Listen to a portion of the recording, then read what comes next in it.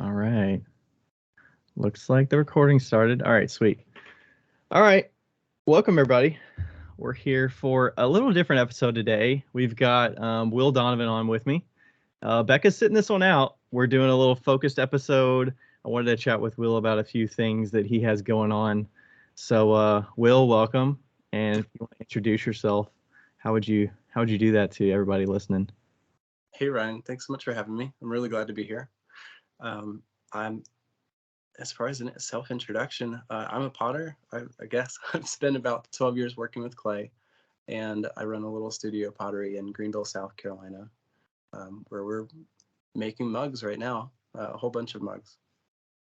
Yeah, you're like drowning in mugs over there. It feels like it. Do Um, you actually do you pretty much throw mugs like daily?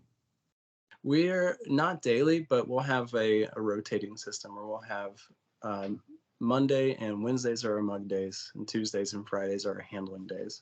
Oh, you got it nailed down. I mean, when you got such a time crunch, which is kind of part of the reason I want to talk to you, the you got to figure out what works, and hopefully it works with the weather that's going on there with the humidity and not drying things out too quickly and all that good stuff. So, It's a delicate balance to try to figure out how to get things the perfect level of dry by the time we need them, um, and then balancing humidity and kiln heat from the same room is yeah. So can be. everything is contained in that studio. Yeah, we have about a 350 square foot studio behind my house, and yeah, the kiln's in here. We've got the wheels in here, work table, everything's. Okay. Did you build that recently, or how did you kind of come about with the studio itself? This is our very first house after my wife and I got married. We bought this place maybe a year later, and we mainly bought it because of the studio facilities. Um, but it's just a tiny little starter home with it had a shell of a building out back, um, and we moved in and renovated it, added some walls and lighting and ceiling, and Okay, so it's like is it like an attached shed sort of, or like an out shed sort of thing? I think it was originally built to be like an in-law suite, or to have like a potential like secondary building, because it's not a shed, but it's definitely not like a standalone structure. Okay, so it was already insulated decently and all that good stuff. Yeah, we added all that in. Oh, sweet. Okay. Yeah, it's great when you could find. I mean, I knew when we were searching for houses, the first house we weren't really looking with the studio like first and foremost, but it was like there's got to be a potential to have a home studio because that was definitely important for me. So, It's did you hard to, yeah, did you have a lot of options there or were you just kind of um, I mean, it was pretty soon after we graduated college and got married that we were looking for houses, and we didn't have like a huge budget to work with at the time. So we weren't, we didn't have a ton of options. Like we were pretty constrained in what we were able to get. So we were really lucky to find this place. yeah, because being able to find and there's marble, being able to find something that has it's got to have a sink and it's got to have electrical access close by, so I don't have to get a ton of contractors out here to make it functional. It's like work with what you got, go Mm-hmm. from there. Definitely. Yeah, Yeah. sweet. Okay, so 350 square feet, Mm-hmm. and one of the reasons I asked you on here, so you all had some things happen this fall and winter. Yeah. Do you want to chat about like where that started and like what happened and like what blew up and why you have been busy lately? Yeah, I'd be glad to. I guess it starts a little bit before the fall time. But this past year, I was really taking a look at what it would what it would take to run a pottery business to a point where I feel like I could step away from the as much of the responsibilities of the my main like day job that I'd been working. Um, and I came up with this like goal of saying like we probably need to be able to make a vast amount of mugs. It's really our we've dabbled in other forms, but mugs seem to be the thing that hits consistently and can connect with a large number of people. So I just chose mug as the form of like this is what we're going to make. And I had picked a big number as like this internal goal to set, where I figured if I could learn how to make 500 mugs, then I feel like we could start a small scale production pottery to the point where like it could support me, it could support a family. And I just picked 500 as the number like I gave myself to say, Mm-hmm. this is what we need to learn how to make. Yeah, and that was from, you said, kind of the end of the summer sort of time frame, with the intention of getting that in ready for the holiday season, because that's like the easiest shopping kind of item that people. Right. Something that would, yeah, easy to connect with people. A mug. We've done really well making and selling this in the past. It it wasn't arbitrary. Like we had a few other forms in our repertoire that we made pretty consistently, but I figured I really wanted to perfect one form and figure out how to produce a lot of that at a time. So for us, it was the mug. Decided we were going to learn how to make 500 and then also learn how to sell 500. And that was the big distinction, because I knew that we could make them. Mm-hmm. Learning how to sell them was very new for me, because other than Instagram, to be honest, I hadn't had a lot of experience with marketing or any way to reach people beyond what I was able to reach just through. Right, because I saw during the summer you were committing to doing a lot of the farmers market. Was it one specific farmers market that you were doing pretty much the whole spring and summer? Is that what it was? Yeah, we've been a part of our local farmers market here in Greenville for about 8 years. So we do that every summer. Wow. Okay. And that's a lot of fun. That we connect with our local people a lot, and we get to make some fun items that we don't always get to sell online for the markets. Okay. Yeah, because that's the consistency, and you just kind of, you're there every week, and you get the familiar faces coming in. And was Mhm. that the pretty much the only point of sale you were doing besides online orders? Yeah, I was looking at the numbers at the end of the year, just to kind of like round up for 2022. And what I found was we had one sale in March online, and that was it. We had 0 online sales pre-September, except for one March Wow. Okay. spike. And you Um, were keeping up with what you needed for the markets without having like excess inventory to say, okay, we have a lot of stuff we can throw online. right. The challenge was keeping an online inventory and an in-person inventory, because it changes so frequently. Invariably, I'd sell something online, and then it would have sold at that weekend's farmers market. And finding an inventory system to communicate between online and in person was difficult. Um, Right. at the time, we really just separated the two, and put all of our effort and energy into in person sales. And like, Okay. And so the end of the summer, and you keep saying we, so how many people were producing this in that time frame, kind of before you had to maybe get more people to help out? yeah, so I employed 2 people. One, his name is Jackson. He is a recent college graduate in sculptural ceramics, but he's a fantastic potter. He helps me make all the forms. And we had another potter. Her name is Beth, and she is recently leaving her full-time job to kind of go into pottery. So she's picked up a few hours here at the studio, 2 times a week, to kind of like dip her toes back into the clay world again before branching out on her own. Okay. Is she a thrower as well? Or is Yeah, she doing different tasks in the studio that are not throwing? she helps occasionally with throwing. She does a lot of glaze mixing and studio upkeep and maintenance. She'll help me um, prep clay.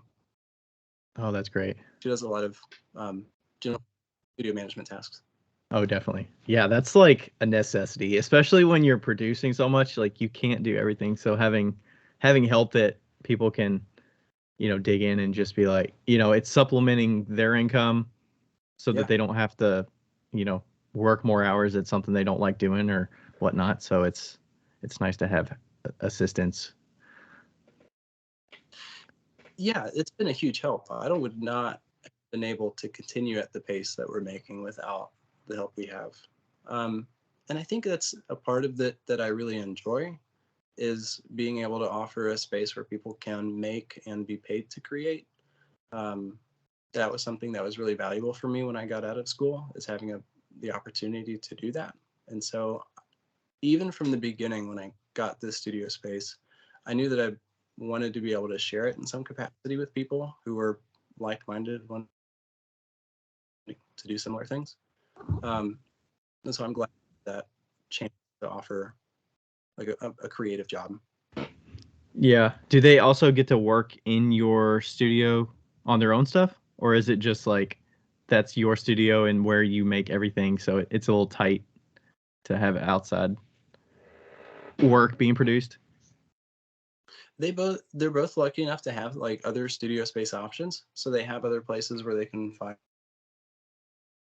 But we fired things in the kiln, like if they have a full kiln or if they've got like a deadline, yeah, we'll open up the kiln space. They're more than welcome to make and create anything here. It can get a little tight. Jackson's a sculptor, and he regularly makes like 2+ feet objects. So he's sort of let loose in this space. He Yeah, might pull this those sculptors take up a lot of room. Just from Yeah. seeing some of the local studios with the sculpture area, it's like, whew. All right. You need a So bigger. what's that? It's like they fill up the space. Oh, definitely, definitely. Okay, so what was going on in kind of the fall time frame? Kind of what blew up was sort of the Lord of the Rings series of mugs, and maybe I'm bastardizing it, but kind of that. I would say that's what most people are. If they've followed you lately, like that's hopefully where you've got a lot of newer audience from. You got a lot of new eyeballs from it. Yes. So we decided we were going to learn how to produce and sell 500 mugs, and that was just the goal we gave ourselves. Like, we need to put something on paper. Let's set a lofty achievement that's going to challenge us, and then let's chip away at making that happen. So we started making. I wanted it to be something that I enjoyed, so I chose some illustrations from Lord of the Rings. The thought behind them wasn't to create like fan merch. I was inspired by the characters and how the values that those characters held within the story to like overcome obstacles was some of my driving force of like inspiring myself to create 500 mugs, because that was something that for me that was very looming as far as like a big challenge to overcome. So I was trying to figure out like how can I inspire myself through a story that I enjoy, that I know other people also enjoy, to like just spread this message of it's okay to do hard things. So we used imagery from Lord of the Rings and paired it with text that just had motivational or inspirational text underneath the imagery to connect people with the story and inspire them to do what they need to do in their every day while they're drinking coffee. But people connect through it because it's Lord of the Rings. And so we made, I started making those mugs and just creating content around those. We picked up our TikTok game and really started creating much more TikTok content, and found that that had the potential to reach more people than other social media platforms we were using, just organically without having to spend money on ads. Right. And we had a small stock of like 30 mugs, which at the time I thought was fantastic. We had 30 mugs.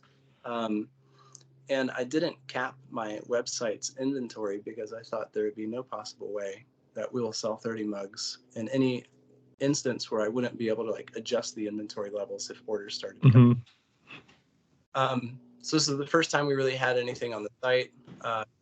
Didn't check them in. We made a TikTok, and And that was for one mug with one design on it? I had the TikTok that we made. The video was a short little clip of us throwing on a wheel, and then it had a brief little video clip of like each of the 5 designs that we had. And that was in the morning. We shared the video. I put my phone on silent. It was the weekend, I think, and so I had my 2 kids running around. Like, my day was full. By the end of the day, I looked at my notifications, and my site had my website notifications were the first thing I noticed. And I had this momentary panic when there were like several hundred notifications of sales and orders that had come through the entire day that I wasn't aware of. And Do you get emails every single time there's an yeah, order? yeah. Okay, so it wasn't like an Etsy thing where your phone is on ring and you just hear the cha-ching, cha-ching, cha-ching, cha-ching, cha-ching, cha-ching, cha-ching, cha-ching, cha-ching. It was none of that. I didn't have any. My phone was away.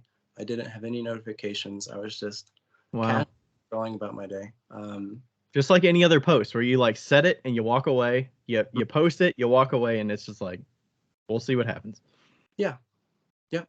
I mean, I was being intentful about like how we created the video and the caption, but I had no idea that it would be the one that got picked up by the algorithm.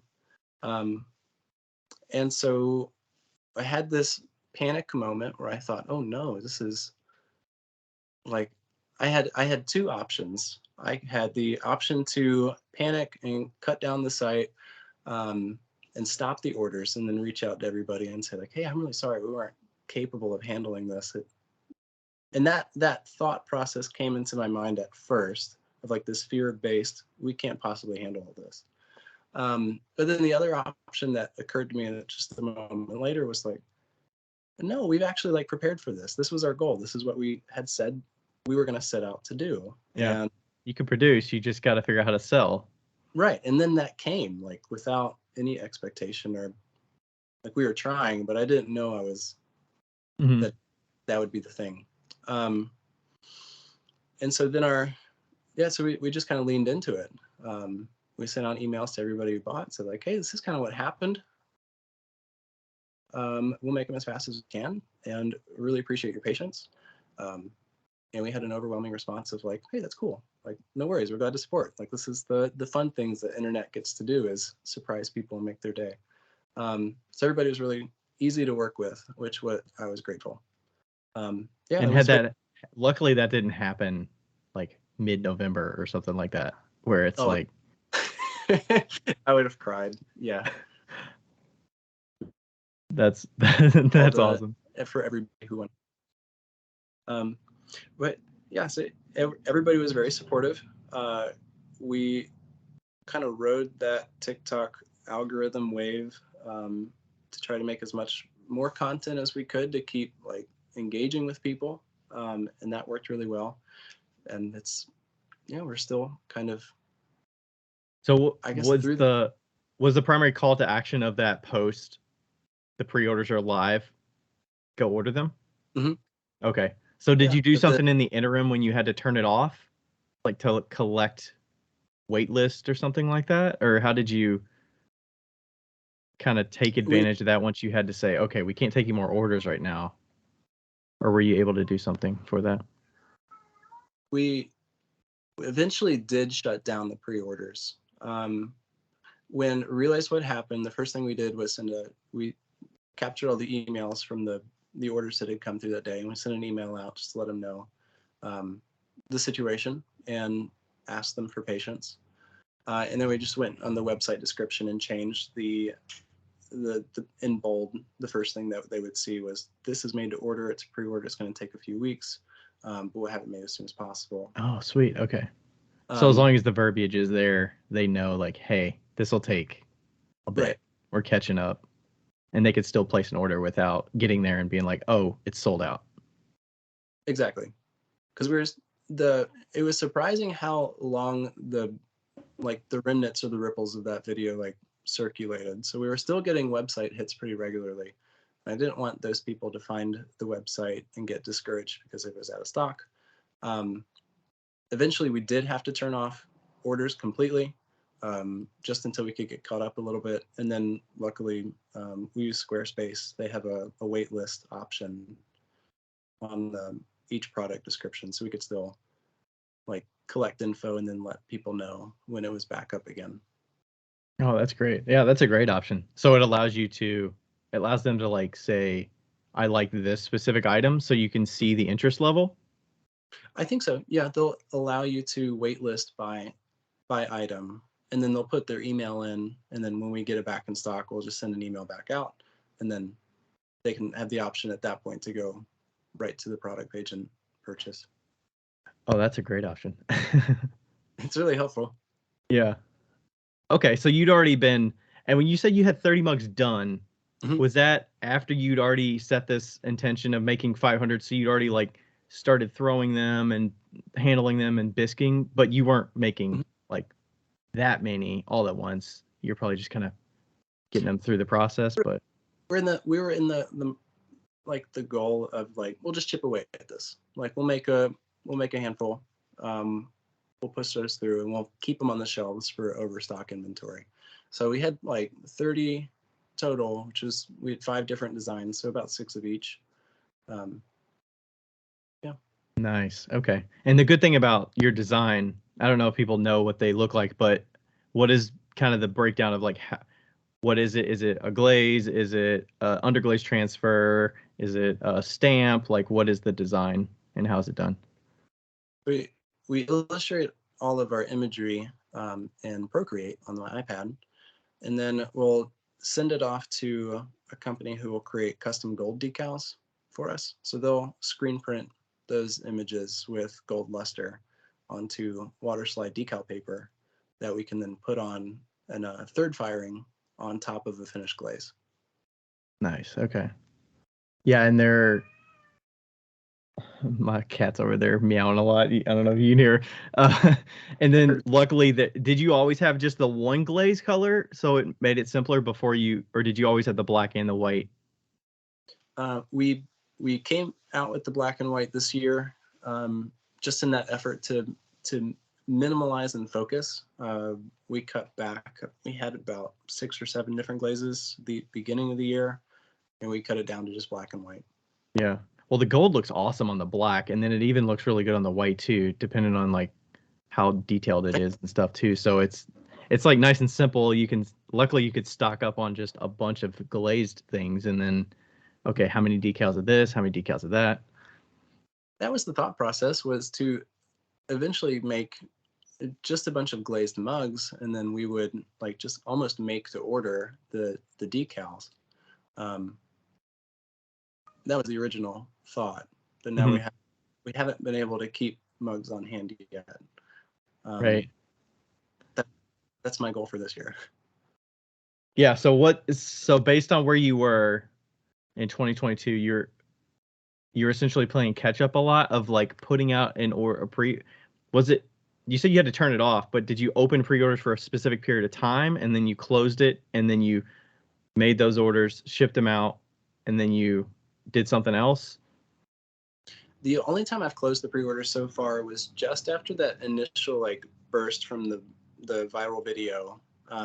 I kept them open for about a week, and we collected about 350 orders or so before we thought this would be a good point to turn this off before we get completely swamped. Um, so we closed it then, and then we caught up, and then after we opened it back up, I haven't closed the orders yet. We have limited stock options. So when we reopen the website, we put a limited amount of stock of each item, and then let orders just like creep up to that point. And then we have had a few of the mugs run out of stock, and we haven't updated it until we catch up. Okay. So you know kind of how much you and your team can handle Mm-hmm. weekly and monthly, Right. so you can set those boundaries. Is it like for me, it's hard. Like I've only done a couple pre-orders before, but I always have like the like what can I handle? Do I want to like take money first and then what's gonna limit myself to like hold back from taking more orders? Was that hard to Mm-hmm. like draw that line or decide where that line was? Yeah, it was. At first, and my first reaction was almost to feel a little guilty. Like I'm taking people's money in orders up front, and then I'll promise to make the product. And I I'm okay with that now. And I think we have enough of like social proof, because we've got reviews on the site. We have uh, pictures of people like having received their stuff. So like we have like proof that we can say like, hey, we're a trustworthy company. We'll send you your things. We promise. It might just be 3 weeks. And most people seem okay with that. We're clear in our communication in like our order confirmation emails, as well as the product descriptions, that they are made to order, and at this time it's going to take a little bit. And most people seem to understand, like, it's handmade, it'll get there. I haven't had any angry, where's my mug? Yeah, I mean it seems like your social media, what you're posting and how you're kind of narrating it and telling the story of how it's made, definitely factors into the slowness and the process and what goes into it. So hopefully that's communicated and there's understanding from their side as well. I hope so. I hope that's being communicated. It's definitely a goal, is to let people know that we enjoy, this is a crafted object. There's a lot of intent and thought that goes into each one. And even though we are making them at like maybe a bigger pace than another studio or potter, that everyone still goes through like a few different people's hands before it leaves the door, and just takes some time. Yeah. So for 2023, you're getting more prepared for hopefully having stock, and then you can pull from it. What have you had to do with your staff and all of that kind of thing? Have you had to hire more people? Have you had to shift who's making what, or how you're kind of organizing the making cycle or anything like that? That's probably been like the biggest challenge for me personally, is like how to help manage a team towards a collective goal. It's been a really good learning process, and I've enjoyed it a lot. We did hire a new assistant in November. So she's had not worked in clay previously. But she's been a wonderful help in addition to the fulfillment side of things. And then we're slowly training her in the aspects of the studio, just to get her more familiar and comfortable with clay. And then as far as the other production goals, Jackson and I will typically spend our mornings until lunch just throwing on our throwing days. We can collectively put out about 60 mugs in a session, like a 3-hour session between the two of us. And then the next day we'll spend the morning handling those, and then we'll just work through firing them. Nice.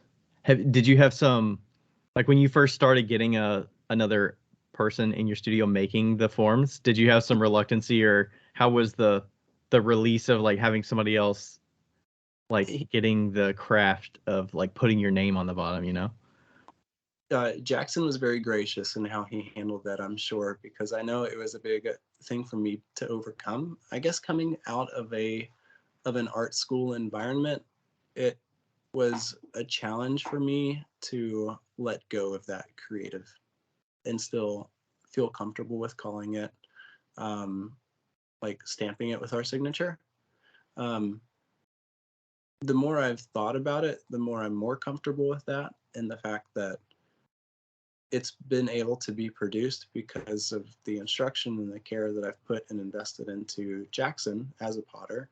And he's creating it in our studio under our name. And it's been remarkable and rewarding for me to be able to see his skills and talent increase. And so just as much as I did find a lot of enjoyment at personally creating, as the studio grows, I'm finding even more fulfillment seeing other people be able to create stuff that we've collaboratively designed. And I think that's really cool. Yeah, I think for me, I was like, I feel like the handle part would be the hardest to teach.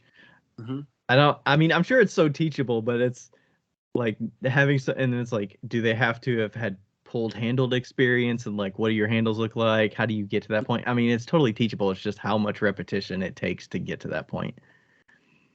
And for me, when I was designing like handles, I remember it took me a long time and a lot of years to be really happy with the handles that I make. And I thought at first that it would take an equally amount of long time to teach somebody else to make those same handles in a way that I would enjoy them, as a craftsman.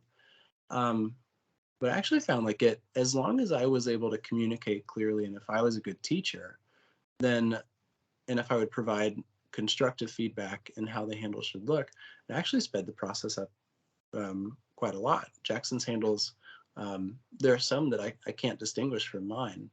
And then our newest hire, we're teaching her how to pull handles, and I'm very impressed. She's been with us a month and a half now, and her pulled handles are very nice. Yeah, I think have you had to standardize some things so that it takes some of that intuition out? Because I know when I'm making, I'm like, I know this ball is going to be the size of the handle, rather than saying the ball has to be 10 grams or something like that. Yeah, we had to create a lot of systems and standardization on the steps leading up to pulling the handle, and that makes it much more repeatable and uniform. Okay. Did you have to do videos or something like that, or is it just a one-on-one with them of this is how you do it? We haven't gotten into videos yet. We are working on that now, where we're creating video content of how we do everything, and I think that will help for the future. But for the past couple of years, we've just done a lot of one-on-one. Yeah, I think it just depends on how people learn, Mm-hmm. being able to do it right there with you and have you kind of tweak it in the moment and practice it, and hopefully not feel like, some people learn from like doing it on their own and not feeling like they're being watched while they're doing it. So it's like tweaking it on the fly feels stressful. Whereas if they're on their own and they do it, it's like, oh, I can just keep doing it and I'll figure it out. Mm-hmm. So have you had to, what about, so you were doing all the pottery at the shows and whatnot during the year. Are you planning to still do some of that this year and have a line of, the consistency of making the mugs in production, and then you're going to have a separate line, or are you going to have to back burner some of that and figure out how to kind of make that balance work? We're still looking into how to balance both the local shows and online for 2023. I think we'll keep some semblance of both. We will we'll definitely keep our local farmers market. We may not be there every Saturday like we have for the past couple of years, but it's too vital for us as just the members of our community to say like, hey, we're still here. We really love you guys. And our local farmers market's a lot of fun. So we'll definitely still do that. We may limit the amount of in-person shows that we do around the holidays and just shift to online. Because so far it's easier to ship out of our space than it is to consistently haul pottery to events. I know you know that. It's right. Yeah, it's a lot unless you have enough inventory. I mean, and it sounds like with having to balance it, if you're I mean, I was seeing you make stuff during the summer. You were making stuff during the week and getting it done in time for like we're bringing these that we just got done this week to the farmers market, or midweek we got all these oil bottles ready to go. Yeah. And I'm glazing them today, and they're going to be there on Saturday. And it's like, you're hustling to get the inventory at the show. So it can be stressful. oh, definitely. So, luckily I have enough inventory that I can keep stuff in the bins and just keep them in the vehicle. Now I can keep them in the vehicle. I used to keep them in the garage and move them in and out and all that stuff, but keep it in there. We'll have it for next week. yeah, I mean, so yeah, you're having to hustle through it. So how much of and is there any delineation between you like exclusively throwing certain things, or is it just an understanding when I would suspect when you're meeting with people at shows, if you're at the show, they're like, do you make all this? And it's like, yeah, this is my business. Or like, no, there's a team of us.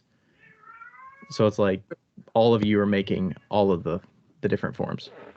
We're pretty clear with people who, as we talk to them in person, Jackson and I are often running booths together, or Beth, our other assistant, she's run a few shows for us. We're pretty clear. We have a team of potters. We probably have all touched all of these pieces. Most people are okay with that.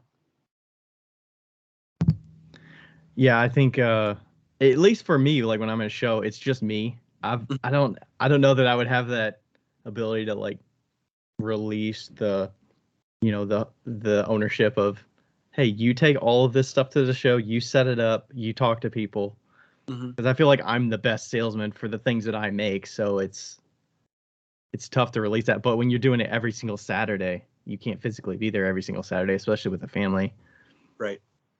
And that was the biggest consideration into our first hire was to help run the markets, because as we have two boys, and the older they get, um, the more I just kind of wanted to spend time with them. And Saturday mornings, we've run the farmers market for 8 years, but it's a huge chunk of every single Saturday. And they were at school, and I had a day job that kept me away during the week, and so I was missing time.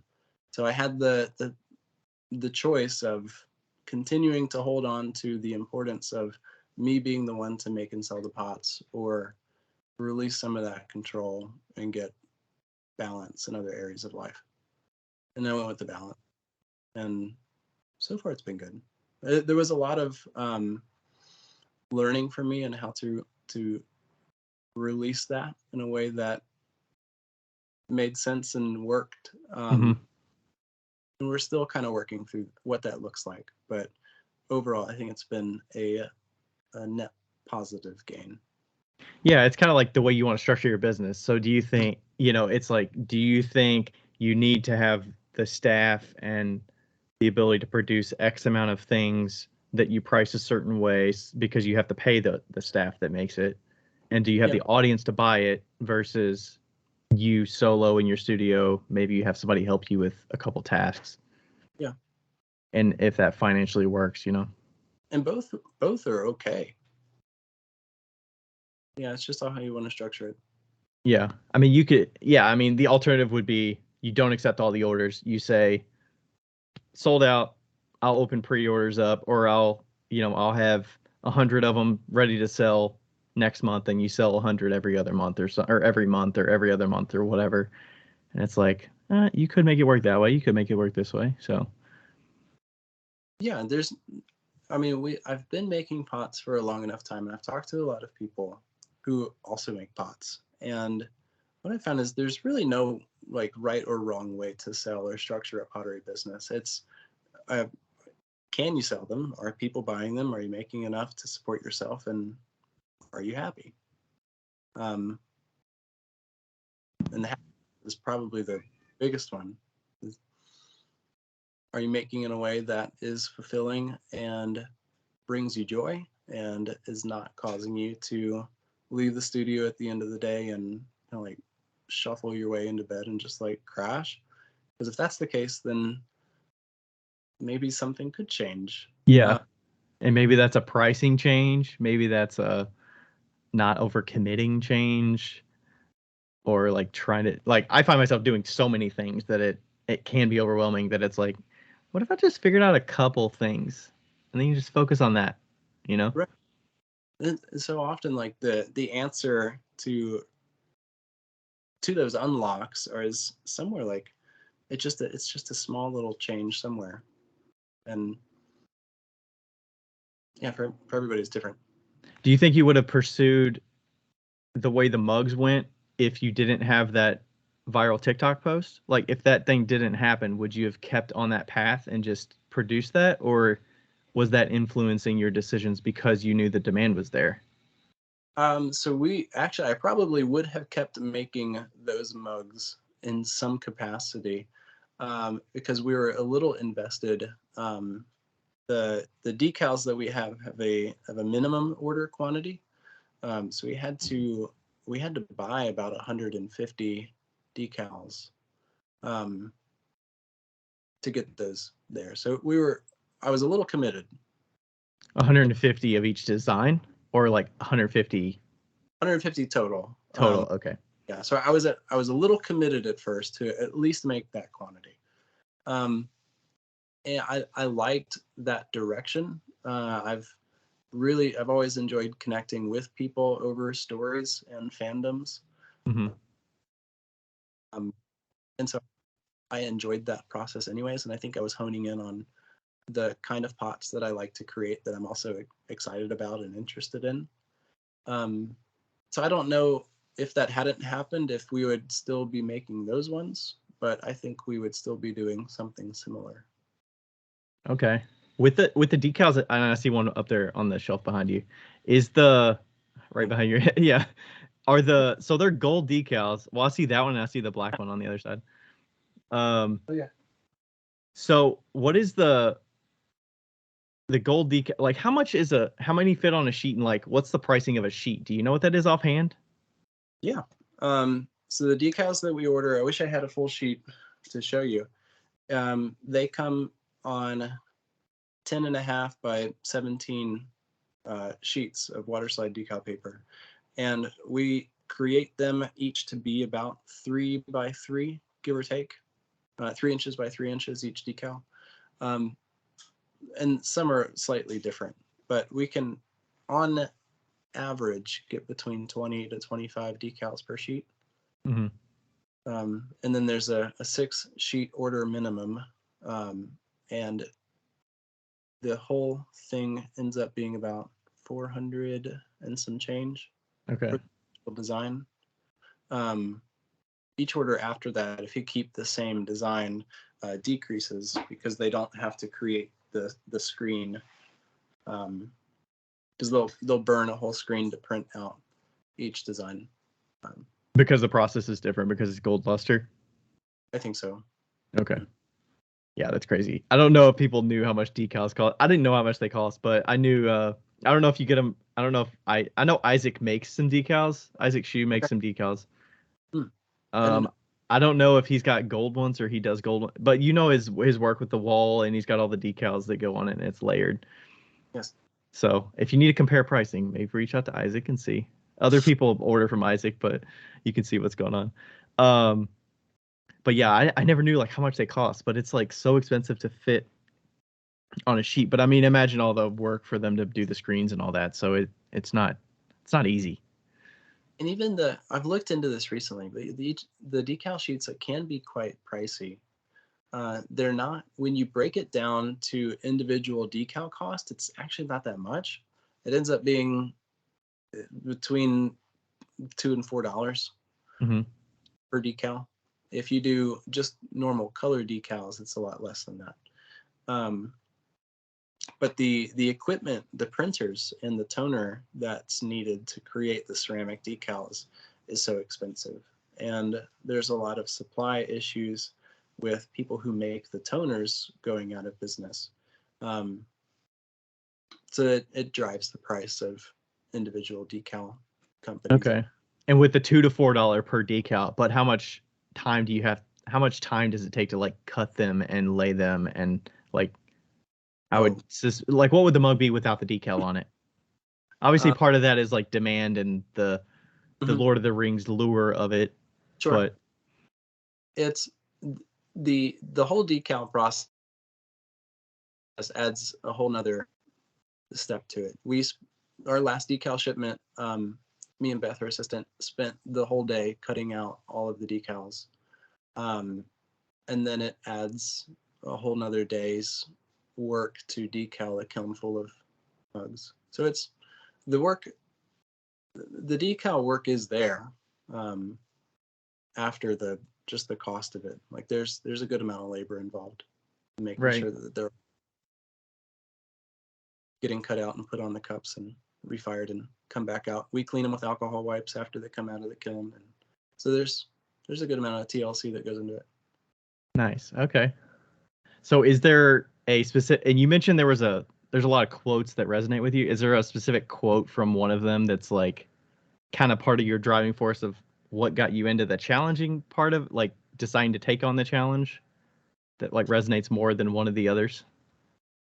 The I think the one that resonates with me more than the others is so we did an illustration of the Moria gate, that the fellowship goes through, and underneath that I came up with the text "Dare to Tread," and I wanted to use that because it kind of likened Moria as this like dark unknown that the those characters in the story had to walk through to get to their goal, to get to the other side. And I think in life we have to go through a lot of dark unknowns, and those seasons can be short, they can be long, but we never know what good or what bad lies ahead if we don't take those initial steps to like dare to step out and go through those seasons of life.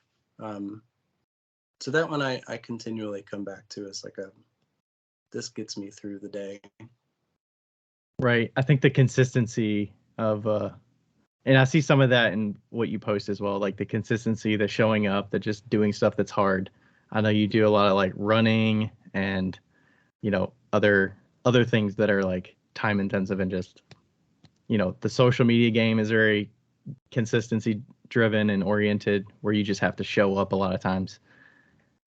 Yeah, it's just a part of the job. If you just show up and commit to doing it, no matter how unpleasant or difficult it be, good things will happen.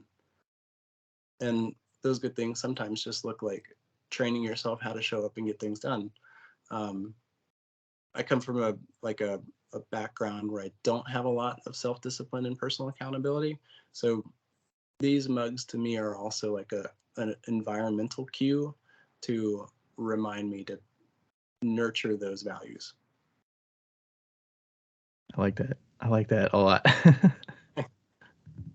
So something funny that I'm sure people on here know that if they've listened before, but I've probably admitted I've never seen any of the Lord of the Rings. So I need to get that on my list. I don't know how we got through this whole thing without me mentioning that. Yeah.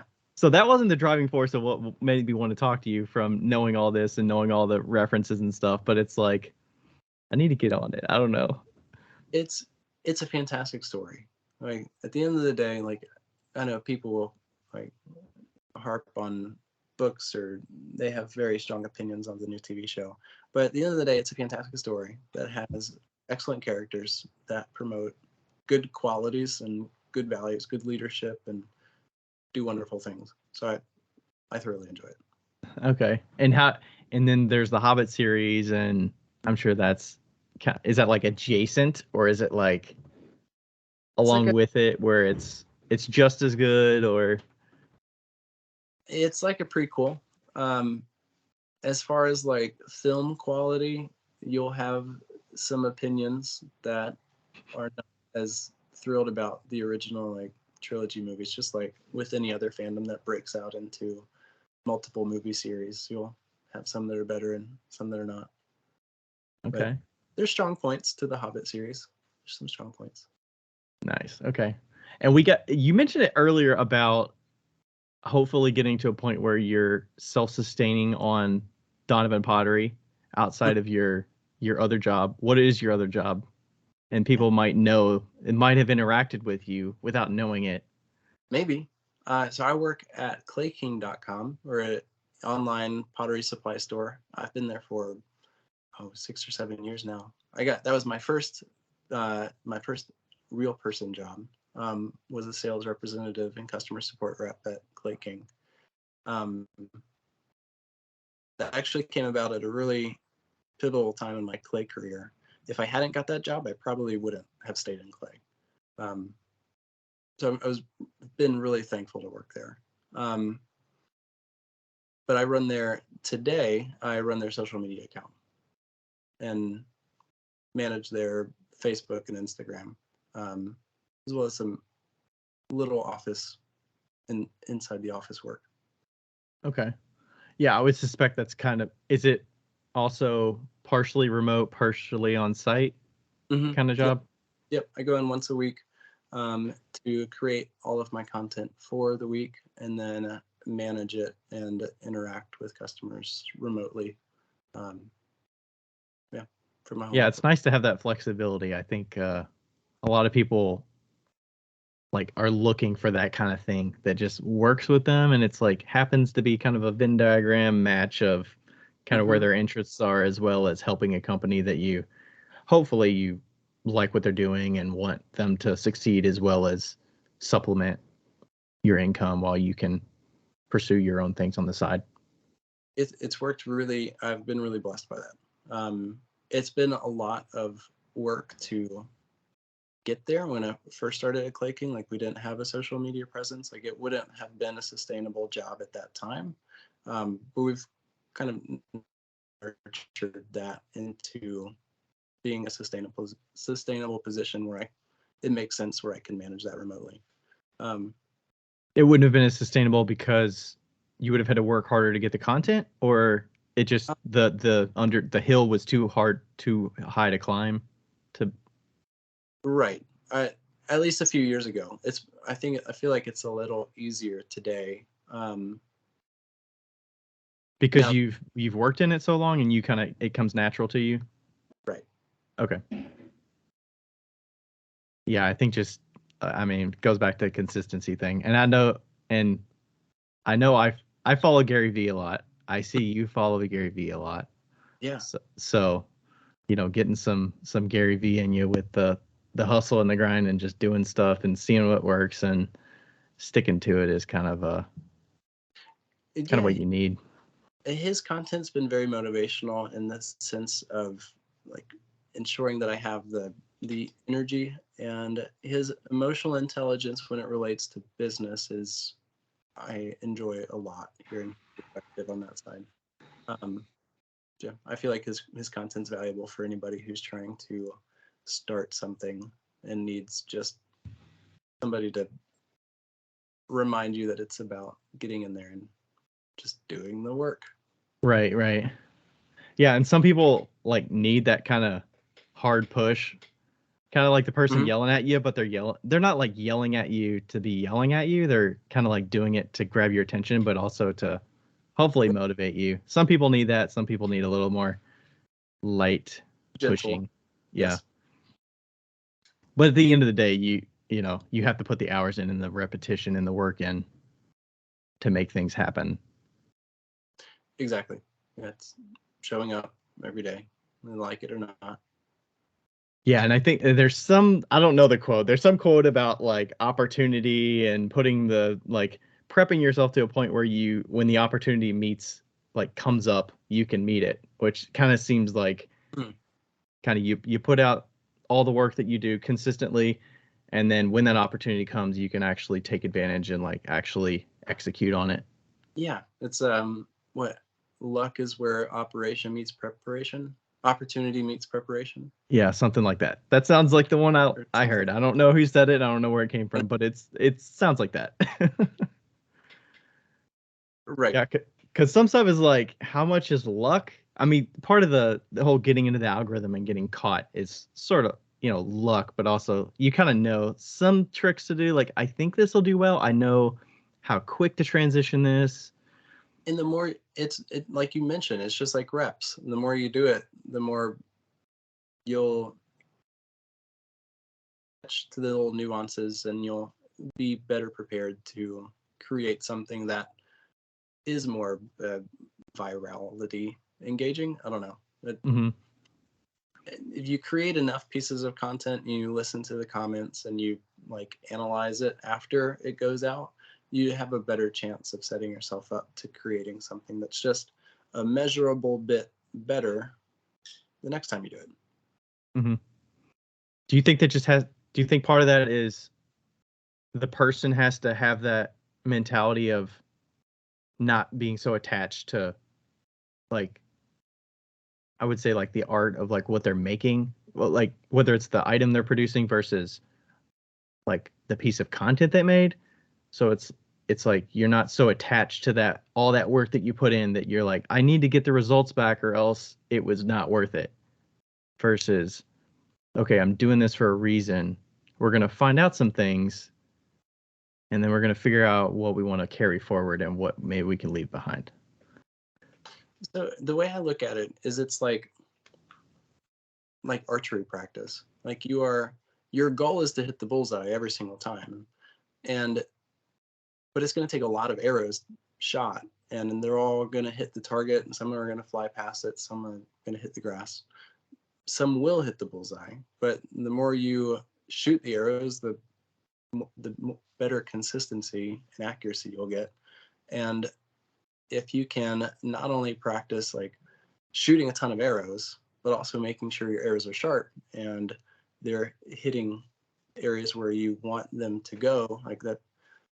Like if you can curate your message to the point where you know what you want to say and you've practiced saying in a way that you know is engaging, and then you just fire that out a ton of times, you'll have a more likely chance of hitting the bullseye.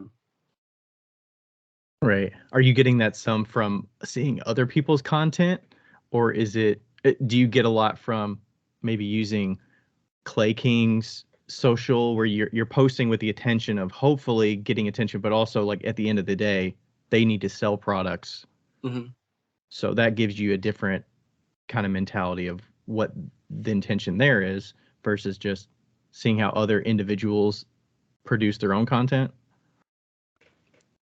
Yeah, I'd say Clay King has been a really good proving ground where I get to practice a lot of things.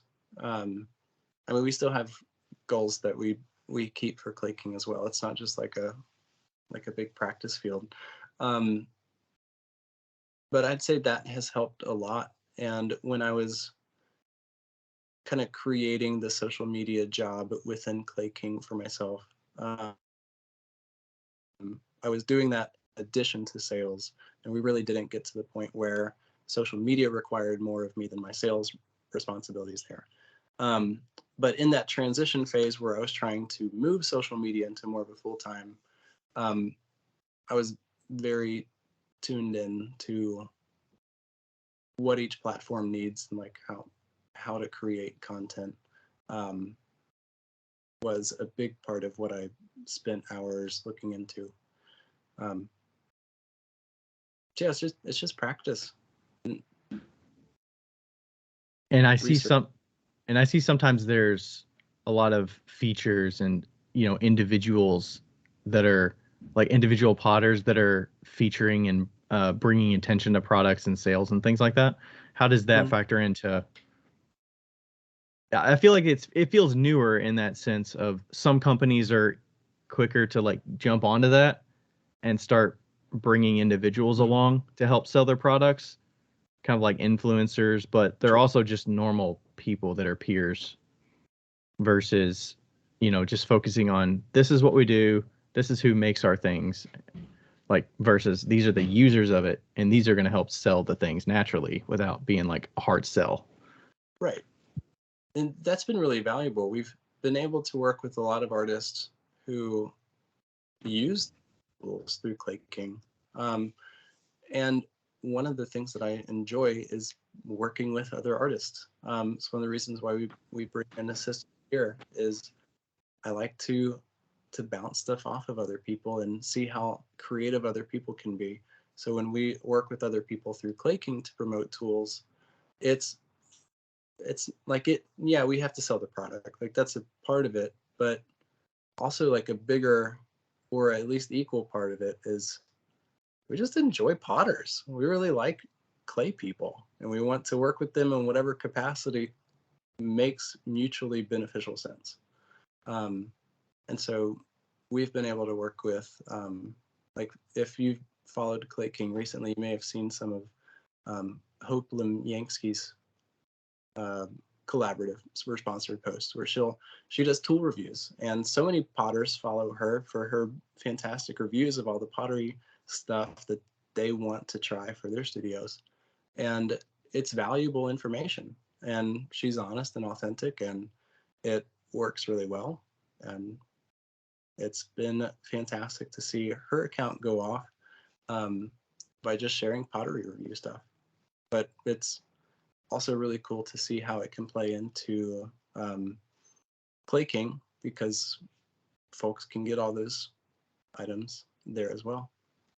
Yeah, it's like you become known as also, besides like, hey, I really like this person's content that they produce. They happen to be associated with Clay King. It's like you also, at least for me, I'm like, oh, I kind of want to support that business as well because they support other potters. Like they support my peers. So they obviously appreciate it's kind of a back and forth. It's not just a, Mhm. well, we need the potters to buy our products because that's what keeps us in business. It's more like, but we support the potters by giving them products that they can use and share knowledge about, or, it's reciprocal. It's not so, you have to buy from us. Yeah, symbiotic. We're the Symbiotic, yeah. Yeah, it's the little bird and the big ox living with the. I don't know, but no, really, we as as a team, I know that the whole Clay King staff is thoroughly impressed and enjoy. Almost all of them are clay artists in some regards, and they enjoy the clay community, and we just want to nurture it. We do that through selling products, but we're there as potters anyways, so it's good to be able to work with them. Love it. Love it. All right. We're getting up on our hour here. If people want to find out who you are, where you go, where do they go? I saw you added a new Instagram account as well for the studio. Do you want to share how people can find you? Yes, of course. You can find us on Instagram at Donovan Pottery, on TikTok at Donovan Potts, or like you mentioned, our new Instagram is Donovan Pottery Studio, where we'll share more behind the scenes from like a team lens perspective. Yeah, I think that's a great story to tell too. I don't know how many people, if they just find you randomly, they see your face and they're like, oh, well, he's making all this stuff. But it's nice to like bring people in the fold and say like, okay, it's not just me. Yeah, exactly. This is a team effort. I've been the face of it for so long. It's like I can't be that in for too much longer because the amount of people that are here have outnumbered me. Right. And I think part of it is like people probably associate the business with you because they see your face, but also like you're very genuine when you talk to people. You're very gracious about this is what we're planning. This is what's coming. Look out for this. Here's how you can sign up for this thing if you're looking for it, or this is available. I always feel like that comes across very genuine, and people can see that through the posts, at least through Instagram. I don't know how you manage the TikTok, but that's what I get from it. In their face, and thank you very much. It is genuine. It does come from my heart. Awesome. Well, Will, thanks so much for joining me today. And I know people get a lot of value out of this conversation. And we'll see you next time, everybody. Thank you, Ryan. I've had a lot of fun. Thanks for having me. Awesome. Thanks. We'll stop it here.